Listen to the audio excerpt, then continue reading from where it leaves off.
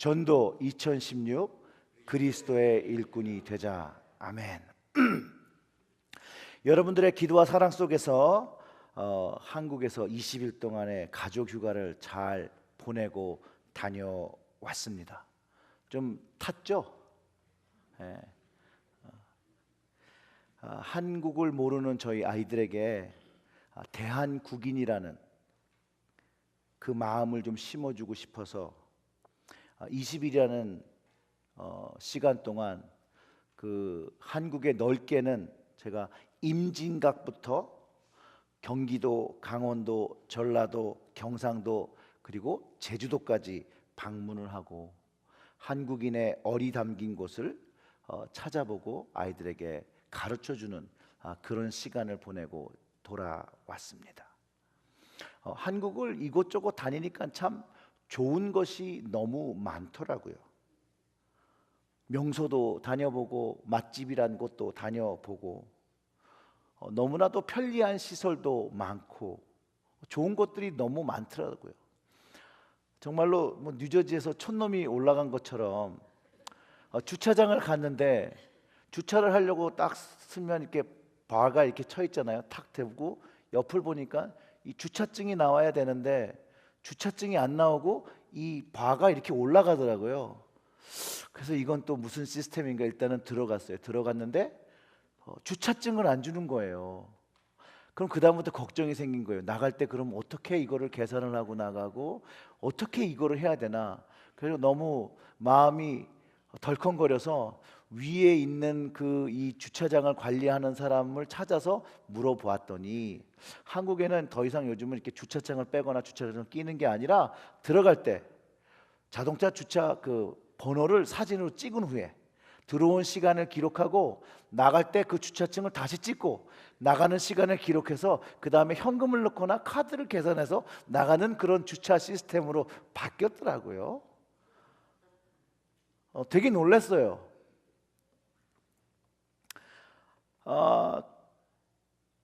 그러고선 이렇게 돌아보면 많은 사람들이 너무나도 바쁘게들 살아가고 있더라고요.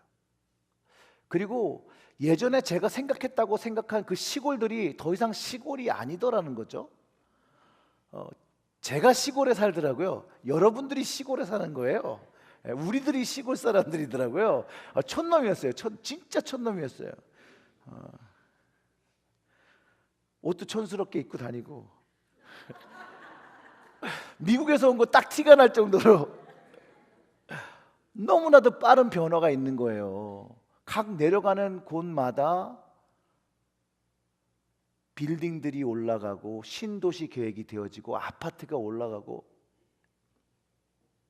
사실 저희들은요 여기 살면서 변화라는 우리의 환경이 변화해야 되는 것은 별로 잘 느끼고 살지 못합니다. 제가 이튼타운에 7년째 사는데요 변한 게 하나도 없어요. 우리 교회 건축한 거 외에는 변한 게 없어요. 여러분들 사시는데 변한 게 있어요? 없어요. 우리는 변화를 잘 느끼고 살아가지도 않고요. 또 두 번째로는 많은 사람을 만나고 살지도 않아요. 한국에 가니까 사람 많대요. 야, 많아도 정말 많더라고요. 저희들이 기본적으로 만나면 교회에서 만나는 교회 식구들, 또 저희들이 만나야 되는 사람들, 또 직업적으로 또 만나야 되는 사람들, 좀 사람을 많이 만난다고 그러면 쇼핑들을 하셔야 돼서 몰이나 이런 데 가서 사람을 마주치는 정도인데 정말로 서울이나 이런 데나 다른 지방 도시들에 가니까 정말로 중공군이 밀려오는 것 같은 그런 느낌의 사람들이 막 길을 막고 오는데 이 몸을 제가 또 한국에 가니까 되게 크더라고요.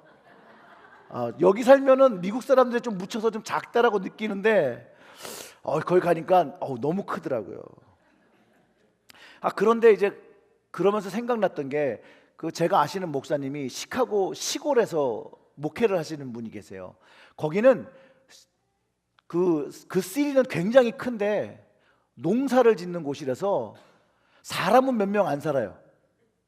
그래서 이 목사님이 사람이 그리우면 그러니까 그 타운 내에 교인이 그 타운 사람이에요.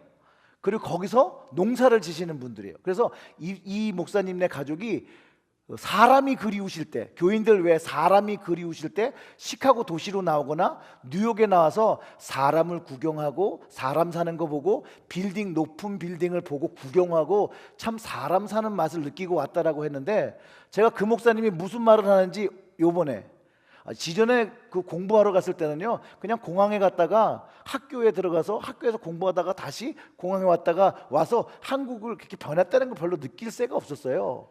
근데 요번에 여행을 하고 다니면서 보니까 아유, 변해도 너무 많이 변했고 너무 빨리 변하고 있더라고요. 그러면서 이제 저희가 여행을 하면서 다니는데, 이제 이건 저희 아이들이 보고 저에게 질문한 거예요.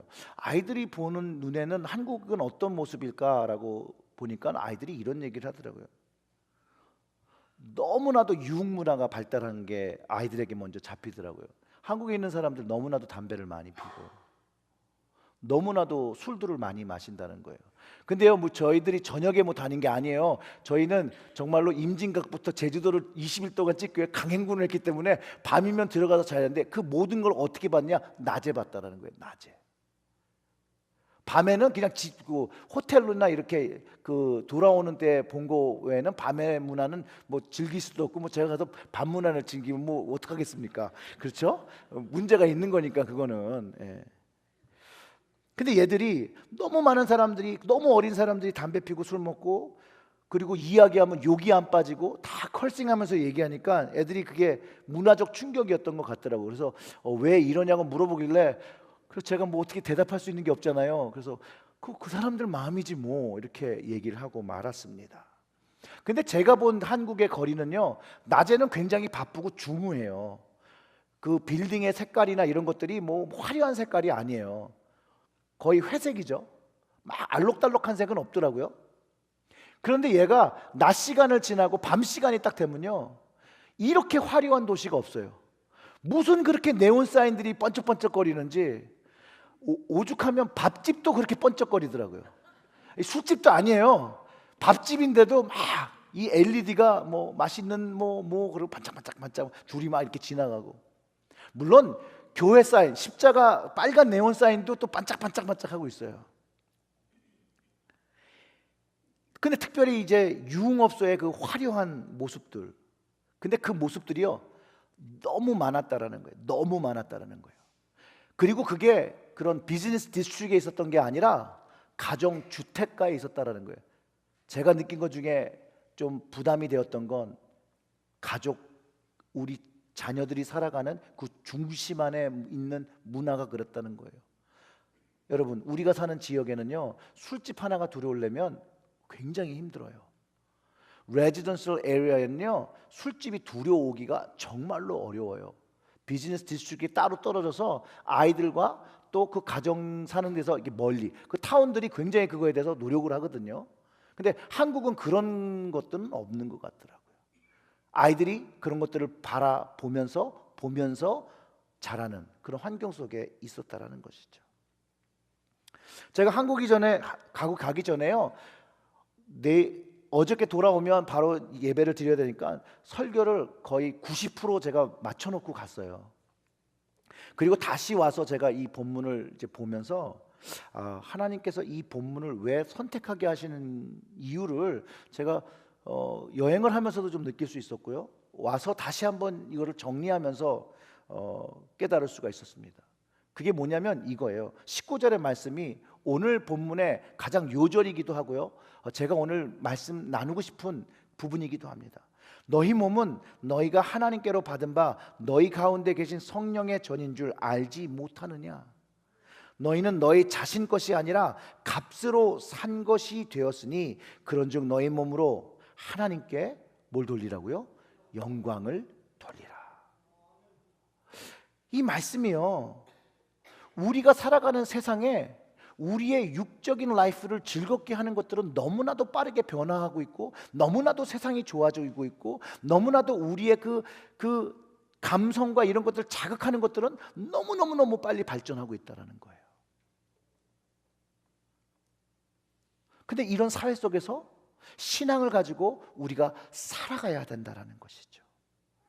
이런 세상을 마주하며 살아야 된다는 것이죠. 이런 세상 속에서 그냥 세상 사람으로 살아가는 것이 아니라 주님의 자녀로 살기가 점점 어려워지는 시대에 저와 여러분들이 살아가고 있고 한국에 있는 우리의 조국의 동포들이 살아가고 있다는 것이죠. 뭐 사람들이 그러죠. 미국이 영적으로 타락하고 변화하고 있다라고 하는데요. 근데 저는요 조금 다른 생각을 합니다. 미국이요 살기에는 더 좋은 신앙인으로 살아갈 수 있는 환경이 한국보다는 환경적으로 더 좋다라는 것이죠. 왜냐하면 미국은 그렇게 빨리 변하지 않아요. 미국은 그 변하는 속도가 굉장히 느려요. 하지만 한국은요 너무 빠르더라고요. 우리 아이들이 가장 좋아했던 게 PC방의 컴퓨터였어요. 엄청 빠르대요. 뭐 다운로드를 하면 우리는 여기서 미국에서 다운로드 받으려면 이렇게 가잖아요. 거기는 제가 그걸 돈을 내주고 해주는 갔더니요 다운로드를 하는데 즙 이렇게 빨라도 너무 빠른 거예요. 그런 세상 속에서 살아가니 얼마나 더 힘들겠냐는 거예요. 얼마나 더 신앙을 지키며 살아가기가 어렵겠냐는 거예요. 물론 이 삶의 환경이 완전히 다르기 때문에 이것을 비교한다는 것은 어려운 것이에요. 그럼에도 불구하고 그런 환경이 다르더라도 우리가 어디에 살든지 하나님의 말씀은, 오늘 성경을 통해서 말하는 그 말씀은 오늘을 살아가는 우리들, 그리스도인들, 그들이 어디에 살든 어느 곳에 있든 무엇을 하든 가든 간에 우리의 몸이 세상을 위한 몸이 아니라 하나님을 위한 몸으로 살아야 하고 그 몸으로 하나님께 영광을 돌려야 한다는 것은 동일하다라는 것이에요. 그리고 그것을 선포하고 있다라는 것이에요. 하나님께 영광을 돌리며 살아야 된다. 여기 모르시는 분 계십니까? 다 안다라는 거예요. 여기서부터 우리의 문제가 시작돼요. 우리가 하나님께 영광을 돌리며 살아야 되는 것은 알지만 그거 생각하면 저 역시도 부끄럽잖아요. 하나님께 영광을 돌리며 살아야 하는데 허물이 생각이 나죠. 하나님을 기쁘시게 하지 못한 것들이 생각납니다. 그런 모습을 내가 알기 때문에 늘 죄송하고 눈물의 용서를 구함을 반복하며 저와 여러분들은 살아가고 있습니다. 특별히 저는 또 목사로 살아야 되기 때문에 또 이 직분에 더 걸맞는 모습으로, 그 소명을 맡은 자의 모습으로 모범으로 살아야 되는데 그러지 못한 모습을 저도 많이 발견하기 때문에 늘 회개하게 되고 늘 부끄러운 모습, 주님 안에 늘 부족한 모습을 발견하게 됩니다. 그런데 오랜만에 그 휴식을 하면서 말이죠, 저 스스로를 이렇게 점검해 보는 시간을 가졌습니다. 그러면서 올해를 돌아보면서 나는 무엇으로 하나님께 영광을 돌렸을까 생각을 해봤는데요.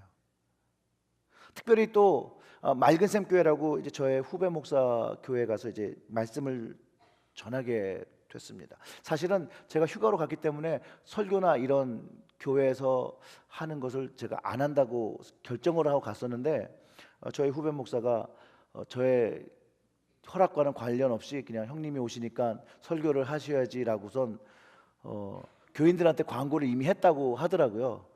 그래서 갑자기 또 설교를 준비하고 이제 말씀을 나누는데 제가 그 말씀을 전하고 준비하고 전하면서 다시 한번 하나님께서 그 살려주신 생명, 하나님께서 살려주신 그 은혜, 자녀 삼아주신 그 사랑을 다시 한번 기억하고 감사와 찬송을 나누는 그런 시간을 보냈거든요. 그런데 그런 생각을 하면서 말씀을 준비할 때 하나님께서 나를 이만큼 참아주신 것이 남이면은 못 참아주셨을 텐데 아버지시니까, 하나님 아버지시니까 이만큼 되기까지 참아주시고 용서하시고 오늘도 참아주시고 하나님이 바라시는 모습까지, 그 믿음의 분량까지 자라나기를 기대하시면서 주님의 인내와 용서와 은혜로 오늘도 바라보고 계시다라는 것이에요. 그거를 마음속 깊이 아주 깨닫게 해주셨어요. 근데 뭐 지금 제 얘기인가요? 여러분의 이야기는 아닙니까? 여러분들도 마찬가지잖아요. 하나님께서 오늘날까지 이 자리에 오기까지 하나님께서 얼마나 여러분들을 사랑하시고 은혜를 베풀어 주시고 위로해 주시고 어려울 때 함께 눈물 흘려 주시고 함께 감동하여 주시고 함께 걸어 주셨던 그 하나님의 그 은혜의 자리가 여러분 삶 속에 있지 않습니까? 그렇기 때문에 오늘 우리가 여기에 이 시간에 남들은 다 자고 늦잠 자고 지금쯤 일어나서 밥이나 먹을까 하는 이 시간에 일찍부터 준비하고 마음을 정결케 하고 옷을 정갈하게 입고 이 자리에 나와서 하나님께 예배드리는 거 아닙니까? 그렇다는 것이죠. 우리는 그 은혜를, 하나님 아버지의 그 은혜를 아는 사람이라는 거예요. 그런데 그 하나님 아버지를 아는 사람은 오늘 말씀에 의하면 우리의 몸이 우리의 것이 아니라는 것이에요. 우리의 몸이 주를 위한 몸인데, 오늘 이 말씀을 우리가 묵상하면서 얼마나 주를 위해 사용했는지 우리가 한번 생각해 보아야 한다는 것이, 내 몸이 내 것이 아니라고 했는데 올해 나를 위해 산 것과 주님을 위해 산 것을 좀 비교해 볼 때 어떤 모습을 가졌는지, 저 같은 경우에는 좀 후회가 있습니다. 아쉬움이 있습니다. 지난 일을 기억하면 내가 좀 더 잘할 수 있었는데, 내가 그거는 이렇게 했었었는데, 내가 이렇게 했으면 더 잘 돌볼 수 있었을 텐데 하는 후회가 있었습니다. 그래서 제가 이제 앞으로 남은 2016년에 남은 그 달들을 좀 더 잘해야겠다라는 마음을 갖고 있습니다. 한국에 가니까요, 방송이 다 한국 방송이더라고요. 그래서 한국 방송을 많이 봤어요. 근데 그 한국 방송을 이렇게 보니까 예전에 그 코미디언인데 그가 시상식에서 한 말이, 저는 그 사람이 그 말을 한 다음부터 그 시상식만 보면 그분 생각이 나요. 신보라라는 개그우먼이 있습니다. 젊은 친구죠. 그가 연말 시상식에서 수상소감을 일반 크리스천들이 하는 그런 수상소감을 하지 않고요, 보통 일반 사람들은 먼저 하나님께 영광을 돌립니다. 그리고 뭐 PD 누구부터 무슨 작가부터 누구 뭐 이렇게 쭉 해가지고 뭐 가족 뭐 사랑합니다. 그리고 끝나잖아요.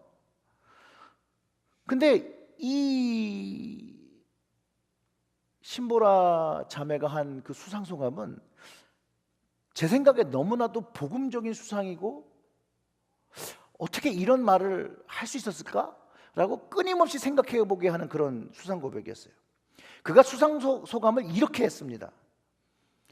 저에게 있어 자랑할 만한 것은 십자가에서 흘리신 예수님의 피밖에 없습니다.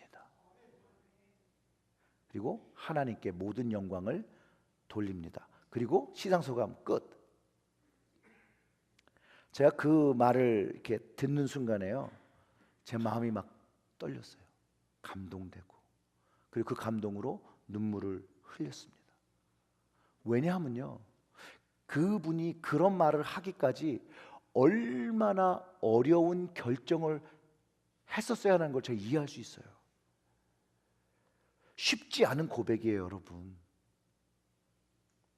공개적으로 주님의 보혈을 선포할 때 그가 그 이후에 감당해야 할 영적인 부담감과 영적인 전쟁이 저는 있음을 알거든요.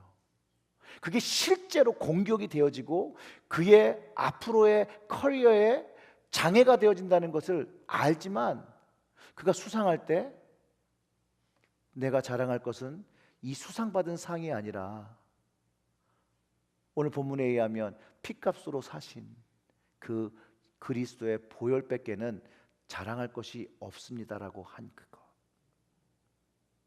성경적인 것이면서 옳은 것이라는 것이죠. 옳은 거예요. 물론 그 고백을 하고 그 고백의 삶이 반드시 요구되어져야 되죠. 말만 그렇게 하면 안 돼요. 말만 그렇게 하는 건 쉽죠. 그렇게 사는 것은 어려운 것이에요. 사랑하는 성도 여러분, 그리스도인인 우리에게 자랑할 것이 예수님의 피밖에 없어야 합니다. 오늘 19절의 말씀처럼 너희 몸은 너희가 하나님께로 받은 바 너희 가운데 계신 성령의 전인 줄 알지 못하느냐? 너희가 너희 것이 아니라, 20절이 뭐죠? 값으로, 예수님의 피값으로 산 것이 되었으니 그런즉 너희 몸으로 하나님께 영광을 돌리라.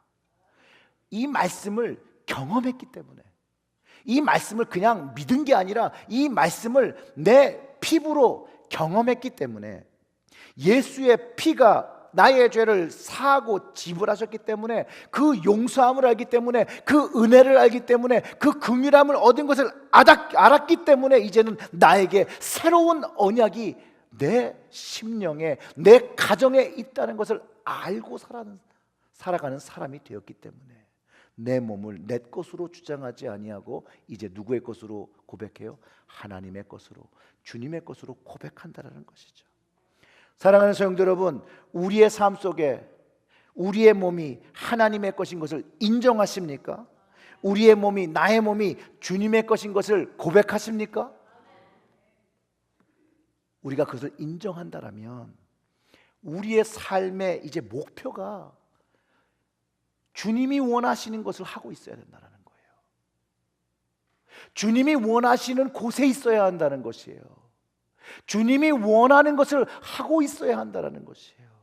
주님의 말씀을 전하는 사람이 되어 있어야 된다는 것이죠.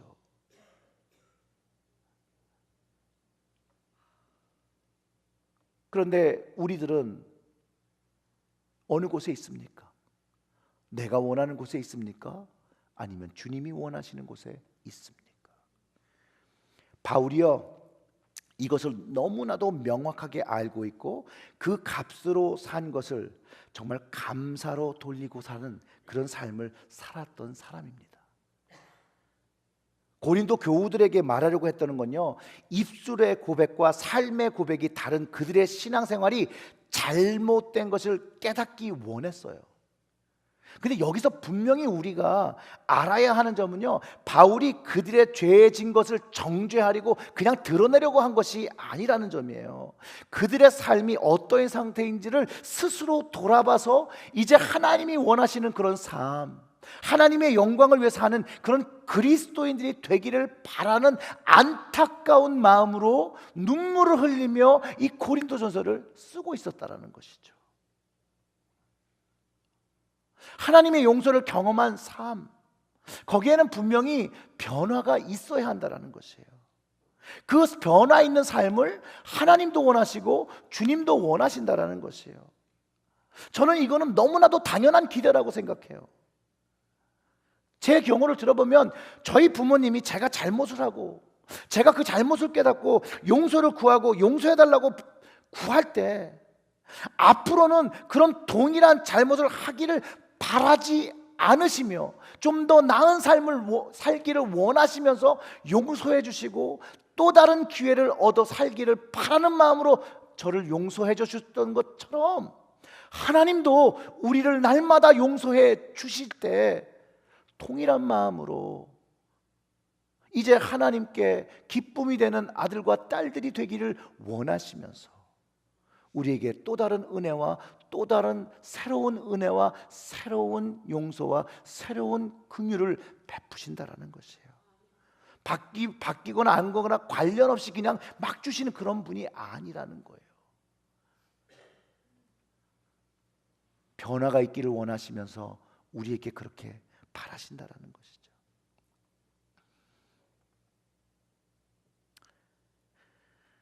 모르고 잘못하는 건 어쩔 수가 없어요. 그렇죠?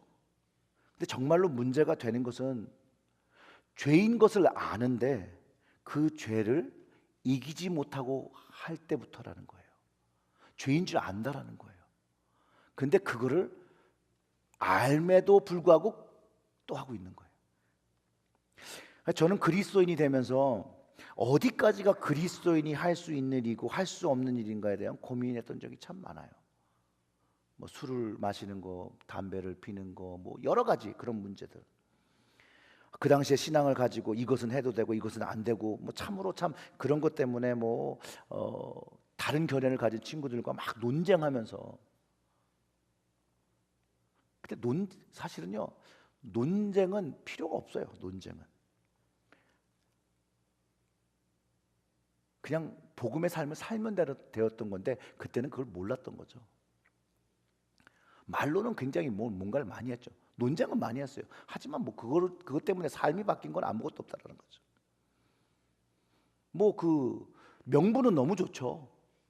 대화를 하고 막 논쟁을 할 때는 뭐 전도의 목적, 뭐 신앙의 성숙에 대한 목적으로 세상들과 형제들과 자매들과 소통을 하려면 우리가 현대적인 것을 가지고 세상적인 걸 가지고 접근할 때 그러다가 이렇게 뭐 가랑비에 옷 젖듯이 이렇게 해야 되는 거 아니냐, 그런 토론도 많이 하고, 지금 목회자가 되어서도 세상과 소통을 하긴 해야 되거든요. 그런데 어떻게 해야 되지? 고민을 하고, 지금도 고민하고 앞으로도 고민을 많이 할 겁니다. 뭐 복음이 먼저냐 빵이 먼저냐, 많이들 고민을 하죠. 신앙인 안에 많은 고민들이 있습니다. 여러분들도 신앙 안에 여러분들이 가진 고민들이 있고, 저는 저 나름대로 고민이 있는데요. 근데 사실상 본질적인 문제는 충실해야 되고요, 거기에서 자유함을 얻어야 된다는 거예요. 자유함을 가지고 하면 돼요. 오늘 본문의 12절의 말씀처럼 모든 것이 내게 가나 다 유익한 것은 아니라는 것이에요.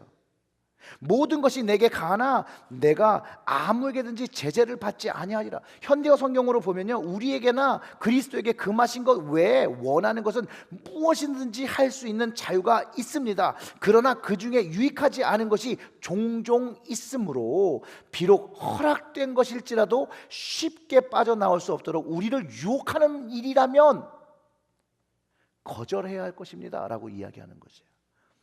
주님이 금지하신 것 외에도 자유를 주셨다는 거예요. 그리고 허락되신 것일지라도 쉽게 빠져나올 수 없는 것들은 금하라는 것이에요. 이 말이 무엇을 말하는 것입니까? 우리가 하나님의 자녀로 살아가는 유익에 대한 문제를 얘기하는 것이에요. 구원의 문제를 이야기하는 것이 아니에요. 그런데 마치 우리가 하고 이것을 안 하는 것에 자꾸 구원의 문제에 결부시킨다라는 것이죠. 유익의 문제라는 것이죠. 유익의 문제는요, 주님의 자녀로 살기 위한 절제의 문제를 이야기한다는 것이에요. 절제에 대한 문제. 그렇기 때문에 그 말씀의 다음 구절이 먹는 거에 대해서 이야기를 하는 것이에요. 식물은 배를 위한 것이라고 해서 다 먹을 수 있는 것도 아니에요. 배는 식물을 위한 것이지만 소화할 수 있지만 필요 이상으로 먹으면 탈이 나잖아요. 아무리 사람이 많이 먹는다고 6개, 7개 먹겠습니까? 6개, 7개 먹으면요, 소화불량돼서 잘 살 수가 없어요. 배가 식물을 먹고 식물이 배를 위해 존재하듯이 우리 몸은 나를 위한 것이 아니라 주를 위해서 준비되어야 된다는 거예요.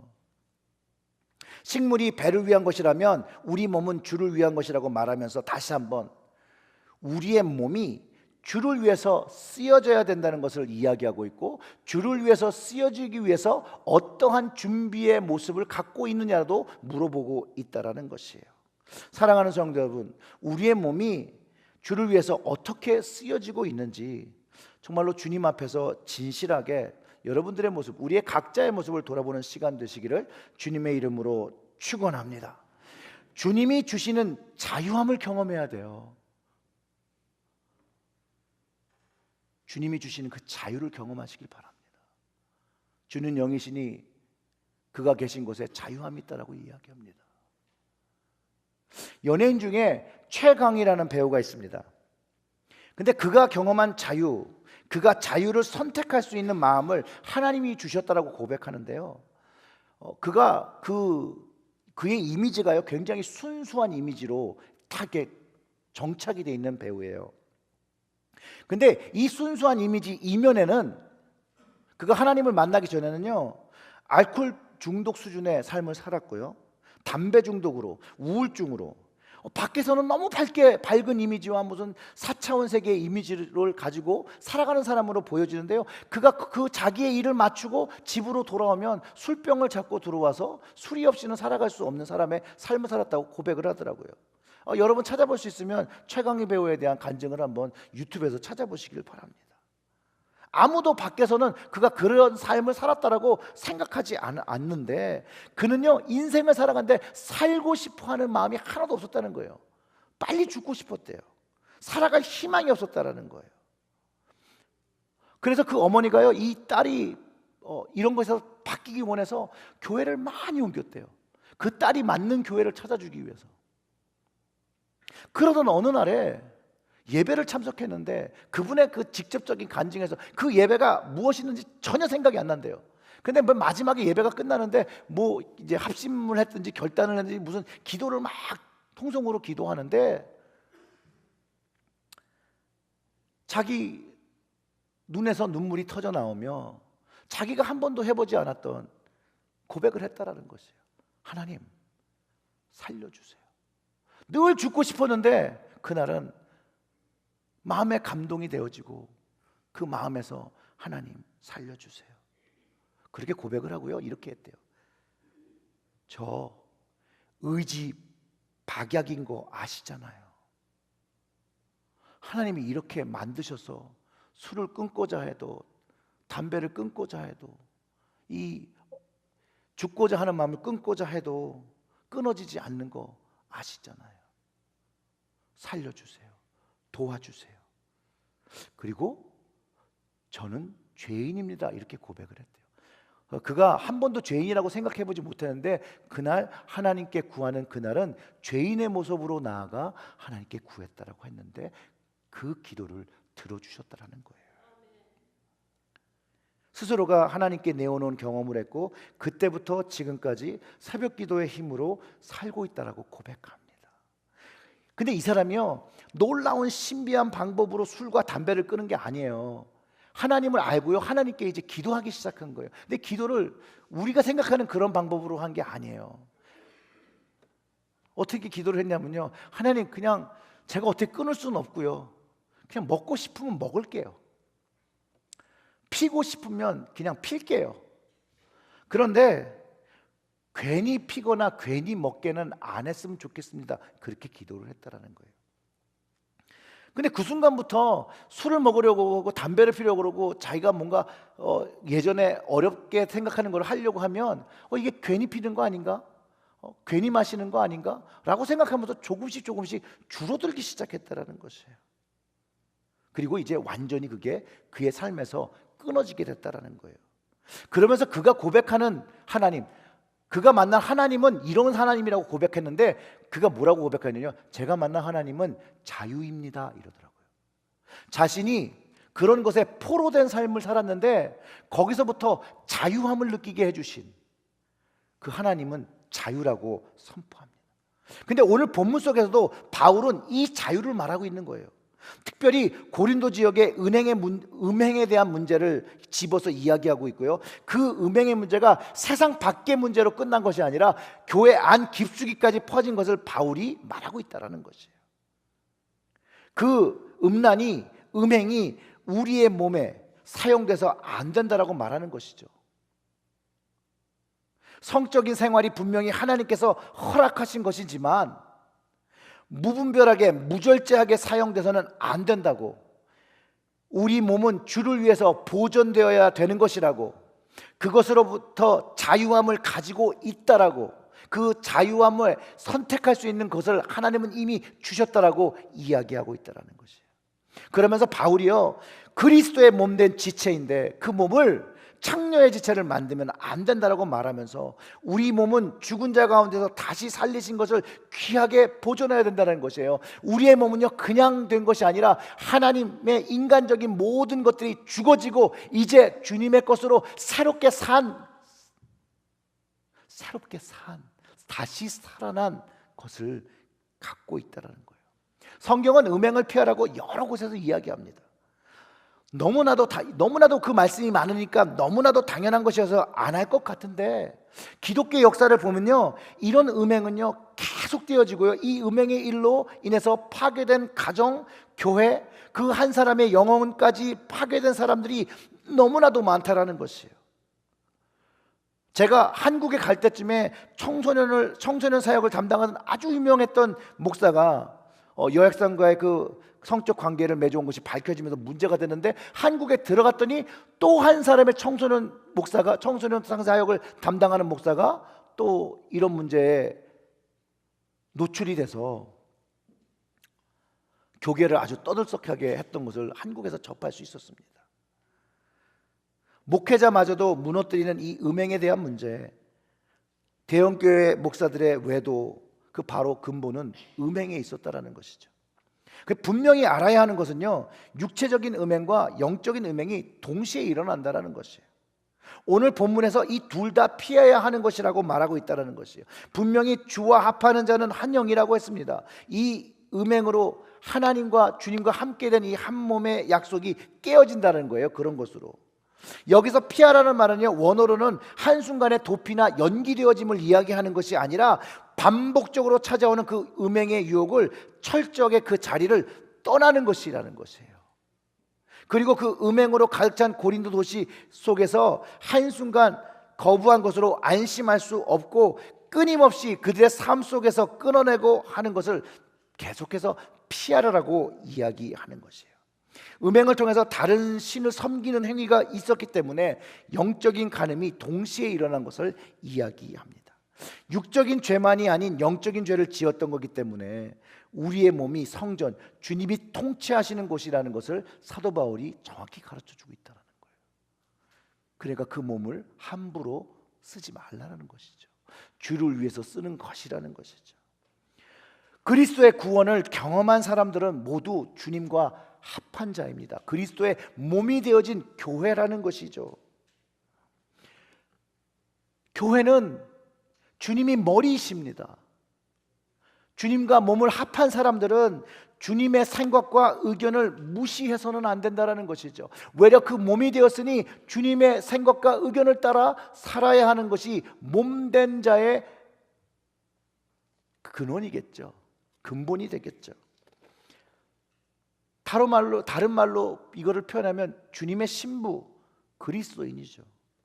신랑의 생각과 의견을 무시해서는 안 되죠. 물론 신랑도 신부의 생각과 의견을 무시해서는 안 되죠. 하지만 여기서 말하는 것은 그 신부로 순결하게 살아야 함을 가르쳐 주는 것이죠. 또 양쪽 모두가 그 순결을 지켜야 한다는 거죠. 한쪽이 바람 피면 나쁜 거잖아요. 한쪽이 바람 폈다고 해서 양바람이라고 그러나요? 한쪽 바람 폈다고 나도 바람 피면 똑같이 나쁜 거죠. 둘 다 결혼의 순결을 깨트린 것이죠. 신앙에서 말하는 순결은 성결함과 정결함이라는 것이죠. 주님의 영광으로 살아야 되는 몸이 가져야 되는 정결함, 성결함을 이야기합니다. 그것을 그리스도의 신부라고 표현하는 것입니다. 제가 뭐 그 고린도 시대를 살아본 사람은 아니니까 잘 모르겠으나 저의 작은 소견으로는요, 그 고린도 도시의 그 개방된 성문화나 지금 문화나 별 차이가 없어요. 왜냐하면 문명이 발달하고 먹는 문화가 발달하면 반드시 성문화는 항상 발달해 왔다라고 역사가 증거하고 있다는 거예요. 로마가 가장 봉성했을 때 가장 성적으로 타락함을 가지고 있었습니다. 정말 현실적으로도요, 먹기 살기도 바쁜 그곳에는요 절대로 성문화가 활발하게 발달하지 않습니다. 왜냐하면 먹고 사는 것도 힘들어 죽겠는데 뭐 다른 곳에 눈 돌릴 만한 육신의 힘이 없어요. 신기한 거는요, 여러분, 먹고 살만해지면 이런 문제로 가정에 문제가 생깁니다. 이런 얘기 혹시 주변에서 잘 들어보시지 못했습니까? 한국 사회와 미국 사회가 잘 살게 되었을 때 성적 문화와 그런 성향과 그 범죄가 문제가 그 수면으로 드러나기 시작했다라는 거예요. 특별히 이제 기독교 교계에서 이런 사고들이 일어나면 매스컴은 가만히 있지 않습니다. 아동 성범죄부터 신도 성추행, 교회 안의 음행이 너무나도 깊이 썩어져 있습니다. 하나님은 그것을 오늘도 드러내시고 밝혀내십니다. 사람들이 드러내는 것이 아니에요. 착각하는 거 우리가 착각했어요. 그런 게 드러나는 것이 하나님이 드러내는 것이 아니라 사람들이 막 드러낸다고 그러죠. 아니요, 저는 하나님이 드러내시는 거라고 생각해요. 하나님이 드러내시고 창피당하고 저거 하라고 드러내시는 것이 아니라 이제는 회개하고 돌이켜서 이제 정말로 하나님이 원하시는, 하나님께 영광되어지는 그 몸으로 살아가라고 그를 드러내신다라는 것이죠.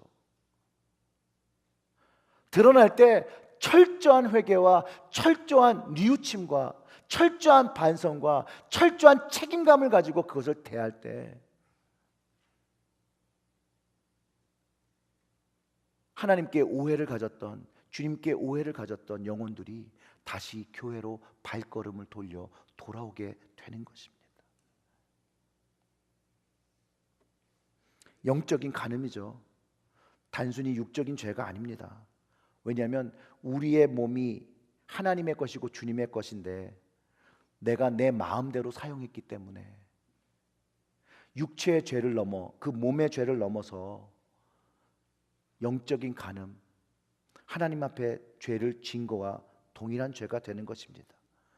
단순히 하나님께 죄를 진 것이 아니라 그 죄를 넘어서 그리스도를 전하는 복음을 가로막는 죄가 되기 때문에 하나님의 영광을 올려야 할 사람들이 하나님의 영광을 가로막는 죄를 지었기 때문에 이것은 회개되어져야 되고 이것은 해결되어야 할 문제입니다. 그렇기 때문에 사단들은 특별히 대형교회 목사들을 막 흔드는 거죠. 대형교회 목사 하나가 쓰러지면요 수만 명의 영혼들에게 상처를 줄 수 있어요.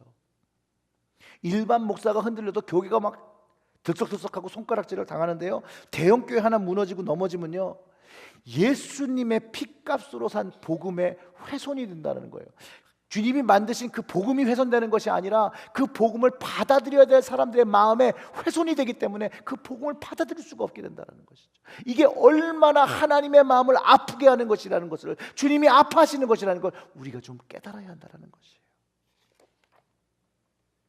그리고 이런 음행의 죄를 지은 목사, 일반 사람이든 손가락질하고 정죄하고 이런 것보다는 가슴 아프게 기도해야 될 때라는 거예요. 애통해야 될 때라는 것이에요. 함께 책임을 져야 된다는 거예요. 난 당신하고 달라.